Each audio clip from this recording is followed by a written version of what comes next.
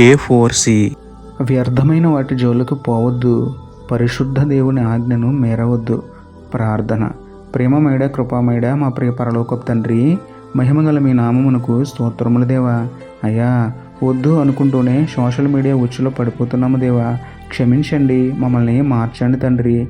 మా కంటిని అపవిత్రం చేసే వాటిని చూడకుండా, మా దేహాన్ని చెరిపే వాటిని ముట్టకుండా, సమయాన్ని దుర్వినియోగం చేసే వాటి జోలికి వెళ్లకుండా నిరంతరం మీ సహవాసంలో గడిపే భయభక్తులు మాలో పుట్టించండి నాయన.